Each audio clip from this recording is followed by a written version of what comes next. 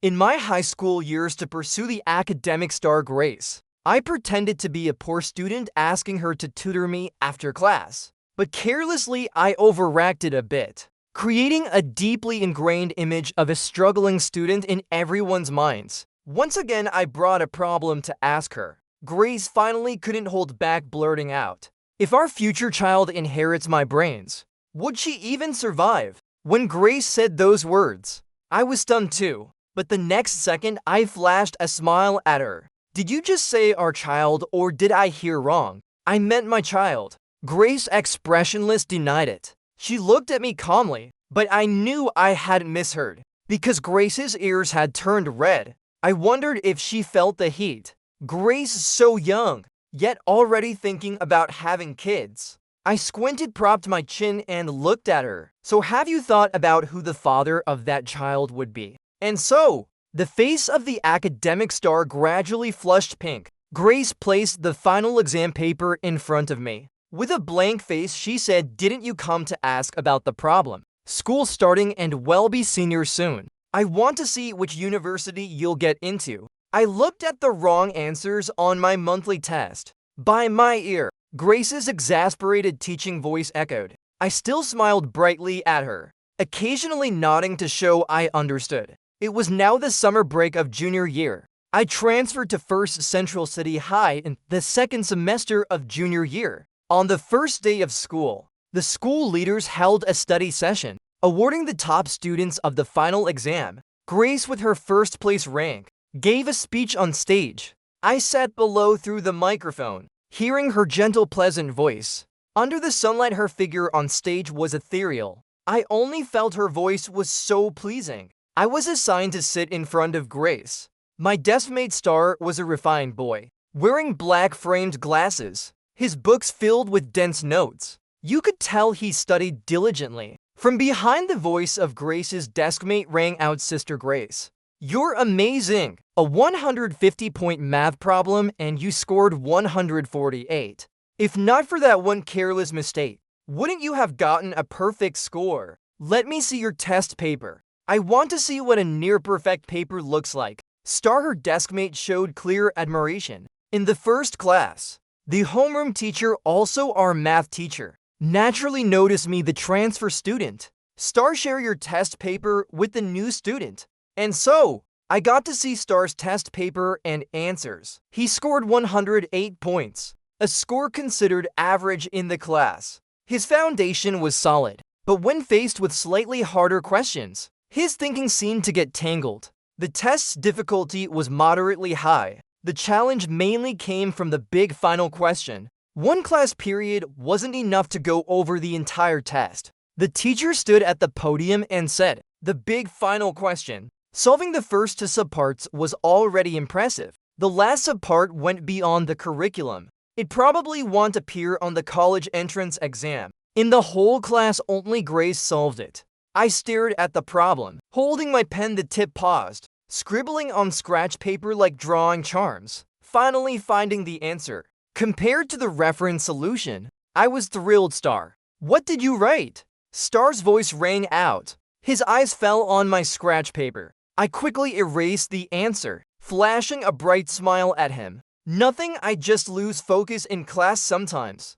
After class, a group of girls rushed over, surrounding Grace's seat. "How did you solve the last question? Show me your solution." Star and the others around also glanced at Grace. The difference was, Star's eyes carried a hint of sadness. He had just tried solving that problem. But the girls surrounding Grace were clearly the top math students and her close friends. Girls can be shy. Calling her Sister Grace wasn't about age. It was recognition of her academic prowess. But at this age, daring to ask a classmate sometimes took courage. The break ended quickly and the next class began. I continued reviewing Star's test paper with him. That evening after school, I saw he was still puzzling over the final math problem. I wanted to speak up several times. Finally, glancing back, I saw the person behind me packing up to leave. It was her. "Grace, I have a question to ask. Is that okay?" I casually introduced myself to her. "My name is Wood Spirit." And so, Grace's eyes landed on my face for the first time. I smiled at her. My charm wasn't bad. Since the school year started, I'd befriended almost everyone around, except her. Mainly because Grace was too busy. After class, she was either surrounded or called to the teacher's office. Grace paused her packing, nodded at me sure. Star, let me borrow your test paper for a bit. I turned to borrow the test from my deskmate, then pointed directly at the big final question. This one, Star was stunned. Grace hesitated for a moment, but she didn't say anything. She started writing on scratch paper, explaining in a soft voice. Star also looked over. Grace's solution was very clear. Even her explanations came from a student's perspective, pausing at each step to look at me. Do you understand this step? Star nodded instinctively beside me. I asked then what. She thought I understood, so she continued explaining. Grace's voice carried a gentle tone. Her personality seemed kind too, and up close she was truly beautiful. I propped my chin, smiling brightly at her, until Grace looked up and asked, "Got it?" Under her gaze, I slowly shook my head, earnestly saying, "Sorry, Grace. I'm a bit slow." I didn't quite get it, but my deskmate seems to have understood. I can ask him, right? Can I have your scratch paper? So Grace turned back. I handed her scratch paper to Star, making a please help gesture to him, deskmate. Please explain it to me again. Star looked at me, nodding responsibly. That evening during self-study, he stopped me to explain the problem. This guy was so earnest. Grace, sitting behind, was a goddess in the hearts of many boys. Top student, good-looking face. Great figure too, like the heroine of a school novel. The gossiping classmates around said boys from other classes who pursued her were rejected. Someone from the art class once blocked her path. Love letters left in her desk with names were all returned by her. She seemed unshakable. As for me, I loved making friends everywhere. 2 weeks after the school year started, I went to Grace almost every day, asking her about homework. At first, she patiently explained. Later, she probably realized I wasn't getting it despite listening, and sensed I had other intentions. Star once subtly warned me, saying Grace wasn't interested in anyone. One late afternoon, I went to ask her about a problem again, until the classroom emptied out. Grace stopped, looked straight at me with spirit. You've asked me about similar problems 3 times. Still don't know how to solve them. I nodded. Grace thought for a moment. Choosing her words carefully, she said, your foundation is too weak. Start with simpler problems. Don't waste your time with me. And you keep coming to ask me. Others might misunderstand, and so might I. A few seconds after she finished, I softly asked, you think I'm dumb to, don't you? Sorry for bothering you. Don't go. I don't think you're dumb. You're not dumb, really. My eyes lit up as I looked at her. Fine, from now on I'll ask about simple problems. Don't challenge my foundation. She seemed a bit soft-hearted, and that meant she was done for. From that day on, I started bringing basic problems every few days, asking her when she was free. Star seemed to notice my weak foundation, and every few days he'd want to explain things to me. I originally planned to refuse. After all, my intentions weren't pure. I couldn't waste his study time, but sometimes after Star explained to me, he seemed to organize his own thoughts better, and got even more enthusiastic about teaching me. Unintentionally, he found a learning method that suited him, to give him a sense of accomplishment. I acted like I understood a bit after listening, but whenever test results came out, the looks from Grace and Star carried a hint of disappointment. I felt a bit guilty toward them. The consolation was that Star's grades were actually improving. After getting used to explaining things to me, Grace's deskmate joyful poem, seeing me constantly asking Grace about problems, couldn't help but tease with spirit. You keep asking my sister Grace, do you have a crush on her? Joyful poem was lively. The whole class seemed close to her, even the quieter boys. I smiled at her. Is it that obvious? She didn't expect me to admit it so openly. Grace didn't expect it either. Joyful poem was stunned. Grace's eyes lingered on my face. After a moment, in her usual way of rejecting others, almost habitually, she said, don't waste your time on me. I smiled brightly at her. How could it be a waste of time? Grace, Whether it's you or high grades, if got to win one of them, joyful poem standing behind her gave me a thumbs up. As for Grace, with an expressionless face, she said, with your current level, you might not even win the grades. Her cold words still came with her beauty. To avoid disappointing my two little teachers, for the final exam, I intentionally improved a bit, then proudly used those results to completely credit Grace and Star's tutoring efforts, and secretly invited Grace to tutor me over the summer. I'd already asked around. Grace often tutored elementary students during breaks. The fees weren't high, mostly for parents she knew who asked her to tutor their kids. Sometimes, a few students would study together at her house. Teacher Grace, it'll pay more than they do. Plus, I'm your classmate.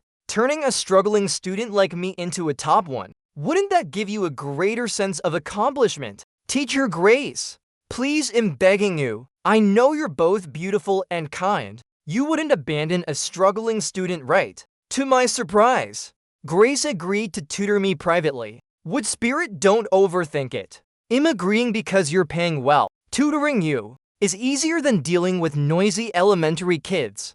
Also, don't get any ideas. I don't date early. I smiled brightly at this serious girl. Do you not know how to reject people?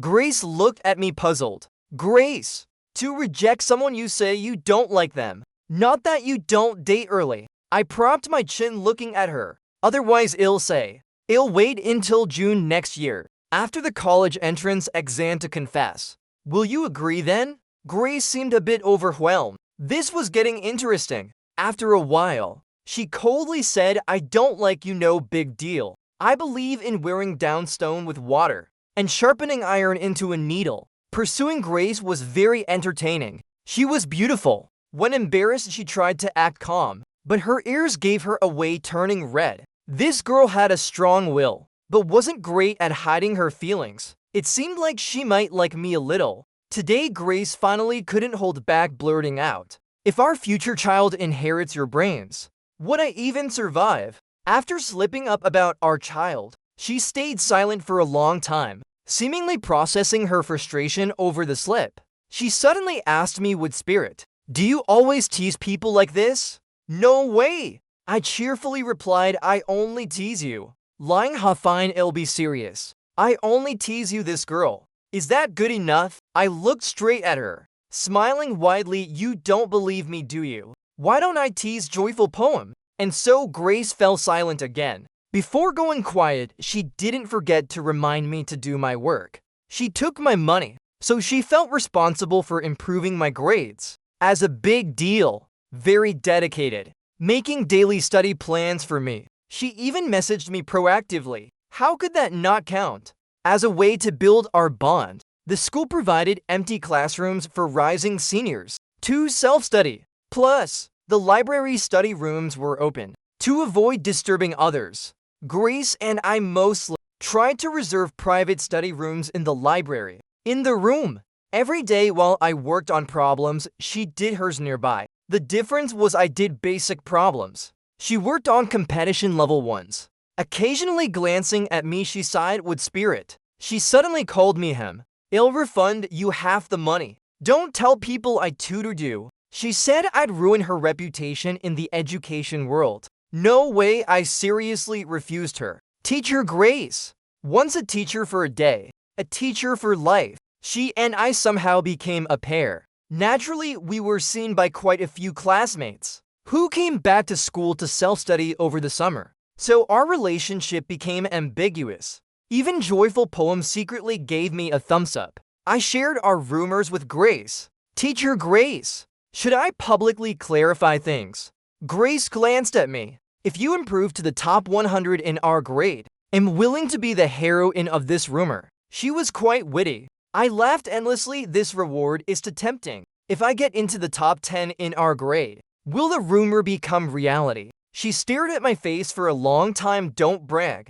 Get there, then we'll talk. In August, I went to school for self-study as usual. Before even entering the school gate, I saw a familiar figure at the entrance. My steps halted. As I turned, I heard someone call my name with Spirit. Reluctantly, I walked toward the middle-aged woman. Her outfit looked expensive. Next to her was a billion-dollar car. Mom, I called out expressionlessly. You still remember your mother? She looked at me with clear displeasure. What's up? It's your uncle's birthday today. We want the whole family to have dinner together. You should meet your little brother too. Build some sibling bonds. I smirked. Mom, you're quite interesting. I remember my dad only had me as his son. I'm an only child. Where did this brother come from? She pointed at me, suppressing her anger. Your brother and I are your closest blood relatives in this world. Your Uncle Cow is still your elder. You're going to wish him a happy birthday. How is he my elder? Since when did a gigolo become my elder? I looked straight at her. What? Think I was too young to remember everything. The affair between you and that guy, caught by my dad in bed. Need me to remind you? Before I could finish, a slap rang out, making my face turn to the side. Adult matters. Since when is it your place to meddle? She glared at me as if her tail had been stepped on. At this moment, the school gate had few people, but it wasn't empty. Students passing by looked at me and her with surprised eyes. I sneered. You dare do it, but fear people talking. If you'd agreed to divorce back, then I'd have respected you a bit. Dragging it out until my dad couldn't take it anymore. Wasn't it you who split his assets? Taking my dad's money. Living comfortably with that gigolo wasn't enough. Now you talk about family bonds with me. Do you even believe yourself? Her hand rose again. I wasn't dumb enough to let her hit me twice. But before I could act, someone grabbed T-Dream's hand and stood in front of me. What are you trying to do at the school gate? Grace's cold voice rang out.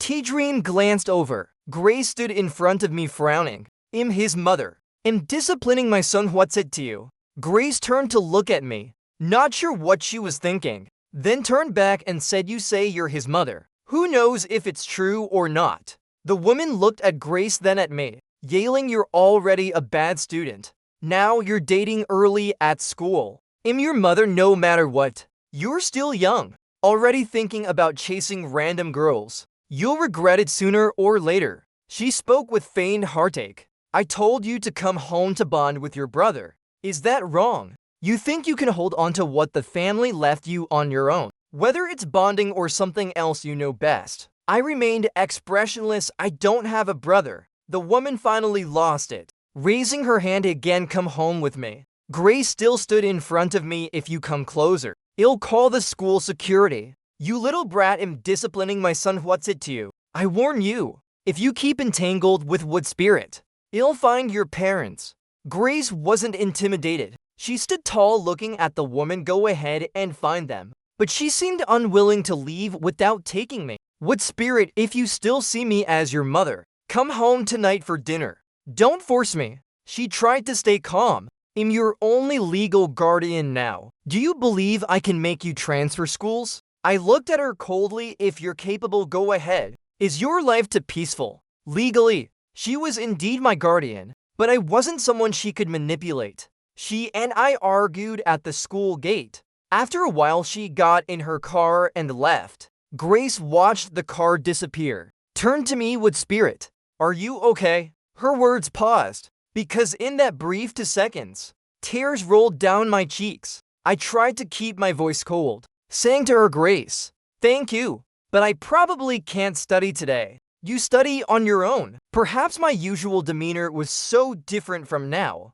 Grace looked a bit flustered. Soon after, she led me to a nearby park. In a corner of a pavilion, she said to me, if you want to cry, cry. Growing up this far, no one had ever understood me like that. For the first time, I cried in front of a girl, holding tissues she took from her bag. But on the way here, she stood by waiting for me to cry, handing me tissues to wipe my tears. After a long while, she asked, was that really your mother? What's that? I choked out, asking her back. It was too quiet around us. Even the breeze wasn't warm, cool and refreshing. Grace didn't say more. She quietly waited for me to finish crying, but the silence stirred my urge to talk. Why don't you ask what happened? If you want to talk, just talk. If you don't ask, how do I know where to start? Then why don't you want to go with her? Because she's a horrible person. When she was young with her looks and sweet words, she tricked my dad into marrying her.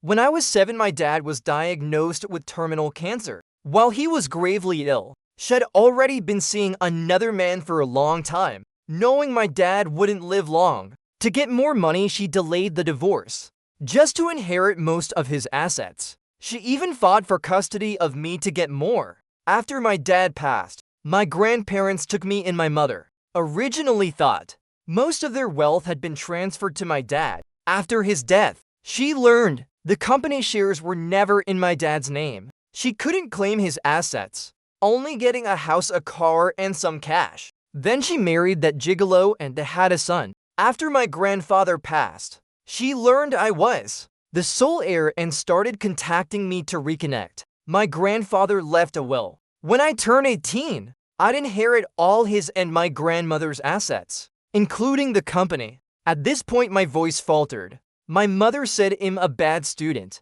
I wouldn't be able to manage the company. She wanted me to bond with her son to help me bear the burden. This is the first time I heard someone dare say such shameless things. Grace, do you know? If something happens to me, my mother is my primary heir, even though she betrayed my dad for years and never raised me a single day. How could I dare go with her? People's faces turn ugly before profit. She bothered me for a long time. Those words maybe she didn't even realize were just blind greed. Faking it for so long, she forgot how to deceive properly. Who knows if she'd wait for me to die, like she waited for my dad to die. Grace, being a young woman, still carried a sense of hating evil. People like that don't deserve to be parents. For a bit of money, they discard conscience. Exactly.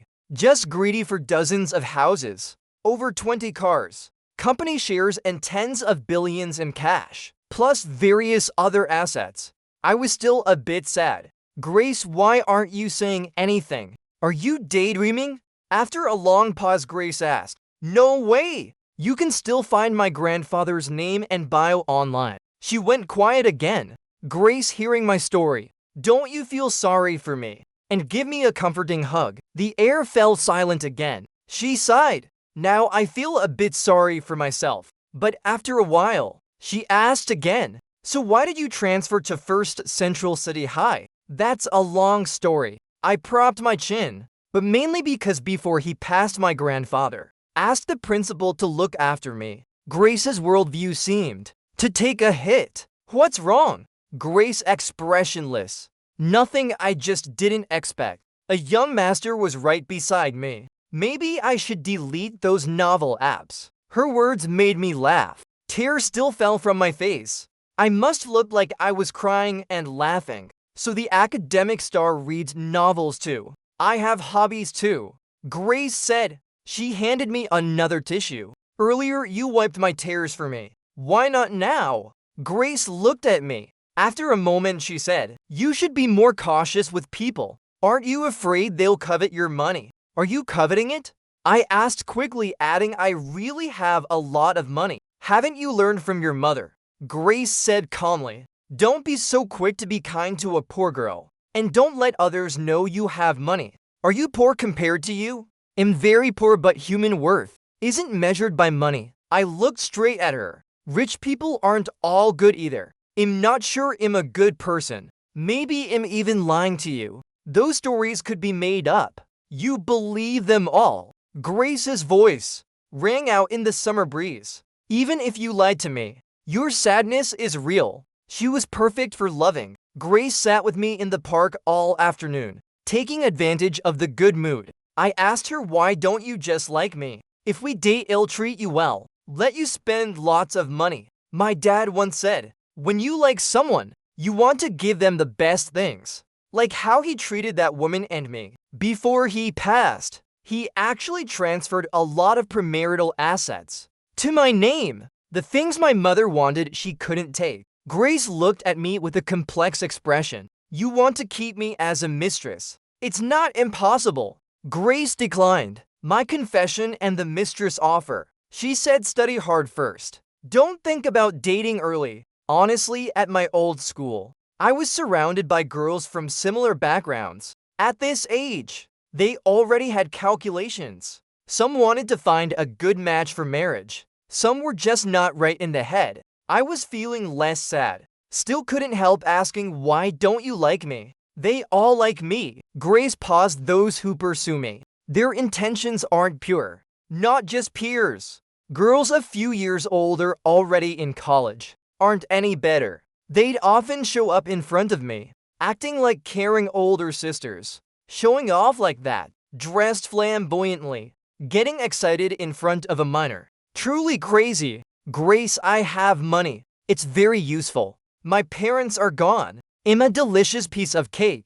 Do you know how many people, in the name of my grandfather's friends, came to say they'd care for me? Grace didn't speak. She looked at me. After a long time, she said, I know why you're not learning well. Your head's full of this nonsense. No wonder you're progressing so slowly. So unromantic. Grace's comfort for me stopped there. Then she intensified her tutoring. She said, if you have time to think about this nonsense, you'd better use your brain for studying. Teacher Grace's teaching style was worth the money I paid her. She didn't refuse payment just because I was pursuing her, but she still hoped I wouldn't tell others that I was her student to Messi. It'd ruin her reputation. The summer break for seniors was so short. After school started again, the class was missing a few faces. Grace wasn't there either. They were all competition candidates.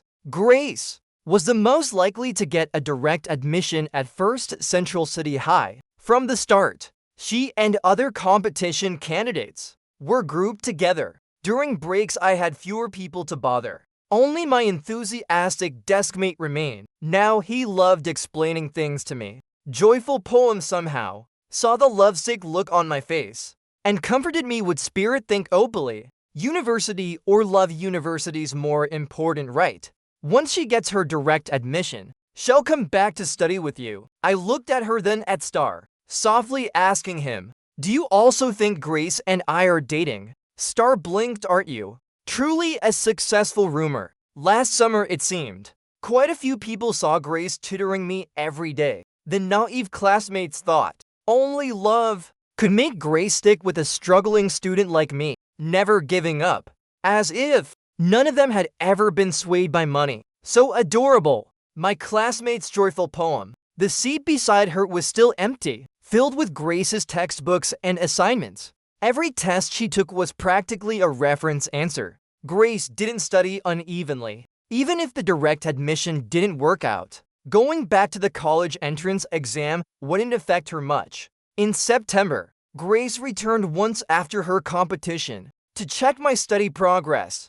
After checking, she frowned. This seemed more serious than her competition. I made a plan for you. If you reach this score before the college entrance exam, she wrote a number on scratch paper, you have a chance to get into these schools. I looked at the schools she mentioned, raising my eyebrows. These schools, without exception, were in the same city as the university she might attend. Why are they all in the capital? I smiled brightly at her. Grace. She didn't answer my question. Study hard. Senior year was indeed tough. Almost every time test scores were announced, someone would break down crying. Under the pressure, the sky above seemed covered in dark clouds. My scores improved steadily. When Star reached the top 50 in our grade, my scores hit the top 200. Star seemed thrilled, so he got even more motivated to teach me. One day, I asked him, you're so enthusiastic about teaching.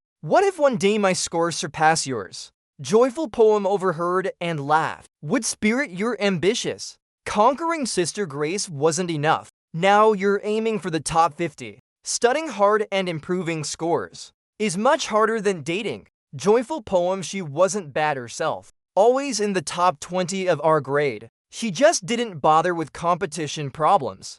Only wanted to properly take the college entrance exam for a 985 university. I didn't correct the rumor. Grace didn't either. I cared even less. Star smiled brightly and said, if you surpass me, that'd be great. It'd prove you're really smart. Now I only compare with myself, not others. This guy had a great mindset. He even invited me to relax over the weekend, wanting to be good buddies with me. This senior year, that woman came to bother me again. The reason was simple. I'd come of age. In November, I officially inherited all of my grandfather's estate, becoming a true young master. That woman didn't know exactly what I inherited, but she knew she had another cash cow, wanting to extort money and resources from me. At the same time, she seemed very concerned about my grades, as if she'd suddenly become a caring mother, telling me it's okay if you don't do well on the college entrance exam. You can apply to foreign schools. On my birthday, I received lots of well wishes. Grace didn't return to school. She seemed to be in some training program, but she sent me a high-end fountain pen with a card, her elegant handwriting saying wishing you a bright. Her message didn't have an extra word. At the end of the month, Grace returned to school. She looked thinner, but seeing my grades improve again, she felt a bit relieved, making a new plan. The schools she set for me with my current scores were still far from Joyful Poems level. Long time no see. Sister Grace, you're finally back. How was the competition? Grace wasn't the type to brag. Before results came out, she said it was all right. Joyful Poem saw her holding my test paper frowning. Sister Grace, we've been friends for 2 years. Why don't I get a study plan? Am I that much worse? After the competition results came out, Grace smoothly made the national team. First Central City High, including her, had only 3 people. Time flew by. In the blink of an eye, a semester was over. The new year arrived. By February, the school spread the news that Grace got a direct admission. In March, red banners were hung. The electronic screen at the lecture hall scrolled through. 3 banners in total. Grace's banner was the most prominent. After being accepted, her time was very free. Grace didn't choose to rest, but returned to school, to her seat, becoming the go-to person for classmates' questions. Teachers, of course, didn't mind, but I did. Grace now watched me do problems every day. She'd gotten her direct admission, yet still came back to supervise my studies. Someone teased her to her face, Sister Grace, if I'd known dating you meant one-on-one tutoring, I'd have pretended to date you too. Joyful Poem laughed beside her. Sister Grace, if he qualifies, so do I. A group of girls joked around, without restraint. I looked at Grace softly, asking her, why don't you clarify? Clarify what? Grace asked. We're not dating. After a long pause, Grace replied, get into the top 100 in our grade. I froze for a while, then remembered last summer's joke. If I got into the top 100, she'd be willing to be the rumor's heroine. I smiled at her. If I get into the top 10, does that deal still stand? Grace was silent for a long time before saying, that's a bit tough for you. I won't make it hard for you. After the 100-day pledge, the class atmosphere grew tenser. The college entrance exam's footsteps drew closer. Grace stayed in class. Her tutoring me was seen by the homeroom teacher. But since Grace had her direct admission, and my grades had improved dramatically, the teacher turned a blind eye. Perhaps also because when he contacted my guardian, the voice on the other end was the principal's. The principal, entrusted by my grandfather, was my guardian for the rest of high school. Over 2 months passed quickly. In a blink, it was time for the college entrance exam. Before the exam room, a crowd came to hold Grace's hand. Academic goddess, give me some luck. At first, it was just girls close to Grace, holding her hand. But under the college entrance exam's allure, even the shyest girl in class lined up to hold her hand. Before the exam, Grace just stood there quietly, letting the whole class of girls touch her hand. Like a helplessly honest person, I stood beside her laughing so hard I couldn't stand straight, but still stepped in front of her. My turn.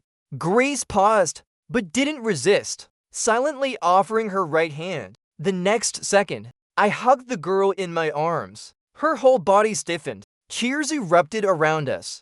I whispered in Grace's ear, give me a big one. After letting go of Grace, her face remained expressionless, but the blush spread to her ears. Until I was about to enter the exam room, she said with spirit, good luck this June. The cicadas chirped outside the window, echoing in the summer breeze, still carrying the heat. Each stroke of my pen would become a footprint of the future. After the college entrance exam, I entered a busy phase. The person my grandfather arranged before passing led me to start handling company matters.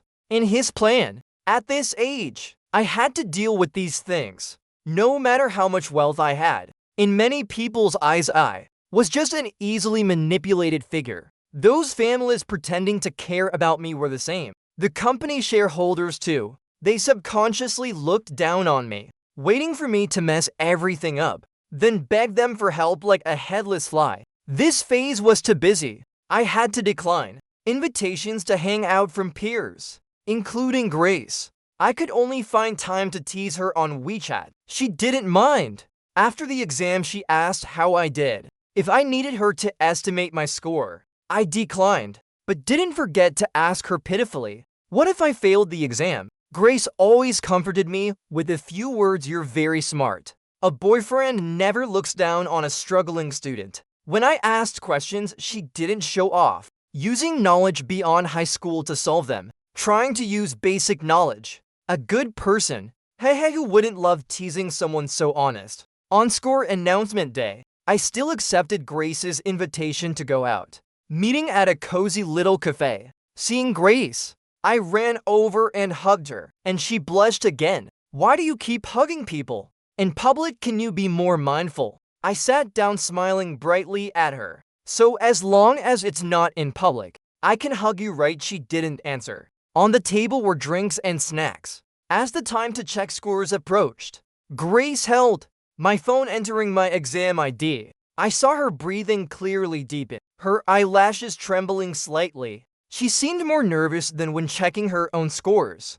Clicking the search button, she suddenly looked up at me, asking, "You said you like me. Was that serious or just joking?" I raised my eyebrows. "In your eyes, am I always joking? Why don't I joke with others?" The next second, Grace's hand rested on mine. Her voice was soft, but her eyes were unusually serious. "All right then. No matter how you did, we'll be together." I took a few seconds to realize what happened. I had a girlfriend now. Grace had clicked the search button, but the website took forever to load the score. At that moment, the whole province was checking scores. Not getting it immediately was normal, but refreshing a few times, still nothing. In the cafe, some others were checking scores too. Clearly, some had already gotten theirs, chattering excitedly with friends.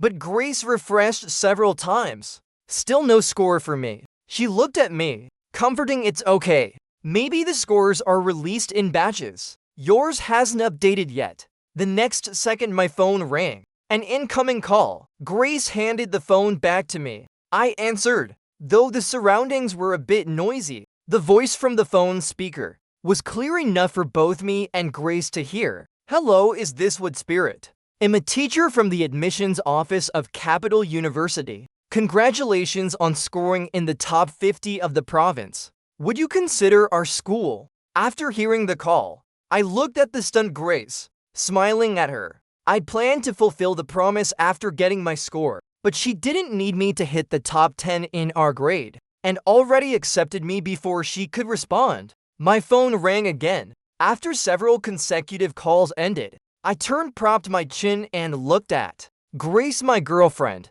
"Do you want me to apply to the same university as you?" My newly appointed girlfriend, during those few calls, finally realized the truth. I'd been acting dumb to fool her for over a year. Would Spirit pretending to be a girl and a bad student to trick me? How can studying be called tricking? I asked you to guide me for over a year, finally surpassing myself, getting a high score. I touched her hand. Who knew acting dumb would actually win you over? Grace was angry. Not exactly angry, more like sulking. "Don't be mad. First day out of singledom, and I'm already comforting my girlfriend. If I'd scored like I used to, would you be happy?" Grace thought for a moment. Still not happy. Why are girls so hard to please?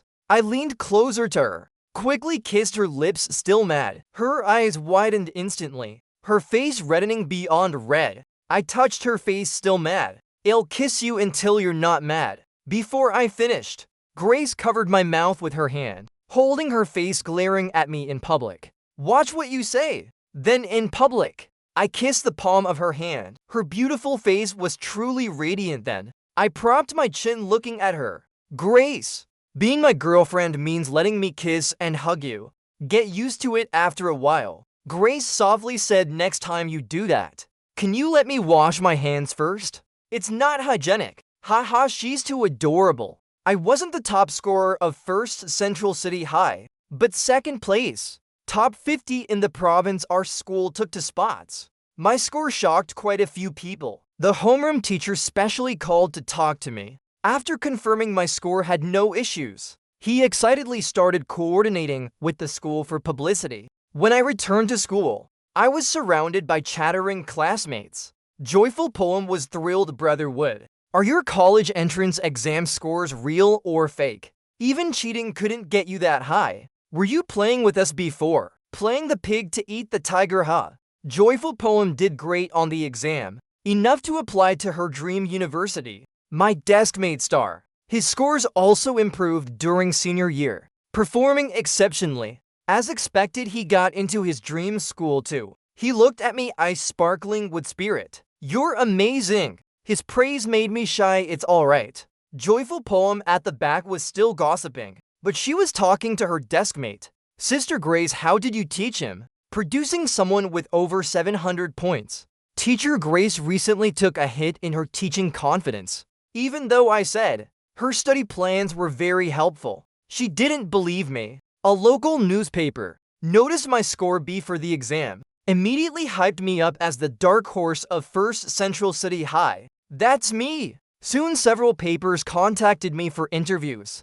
I was learning to manage company affairs and busy dating. The interview caught me off guard. Somehow the press found out I had a girlfriend who got a direct admission. So the focus shifted to the academic couple. The interviewee went from 1 to 2. Grace's phone number somehow got leaked. One day while eating with her, someone called her, hello Grace. I heard you and with Spirit are a couple. He relied on your help to make a comeback from the bottom to the top 50 in the province. Can you share your tutoring experience? No interviews. She looked at me with resentment, as if I caused her to carry this hard-to-explain reputation. Too cute, Teacher Grace. In August, the first was in a car accident. That day, the driver was driving normally. An old car stopped on the road, suddenly crashed into us. The driver swerved sharply in an instant. In 1 second, I saw with my own eyes. That car grazed the front of the car I was in, then crashed straight into the roadside railing. I held on until I got to the ambulance before losing consciousness. When I woke up, by my bedside were my assistant and my girlfriend. Grace saw me awake and immediately went to call the doctor. Outside, I faintly heard someone yelling, his mother. Why won't you let me see my son? I have the right to know my son's condition. It was that woman's voice. I felt dizzy and nauseous, but still managed to tell my assistant Uncle River call the police. This accident wasn't random. Uncle River was the assistant my grandfather left me. One of the few people I could trust. Hearing this, he realized the severity, immediately went to make a call. When the doctor came to check on me, there were bodyguards at the door. They blocked my mother. Soon the police arrived. The woman was taken away. I gave my statement in the hospital room. And so I learned. In this accident, the only fatality was the driver who caused it.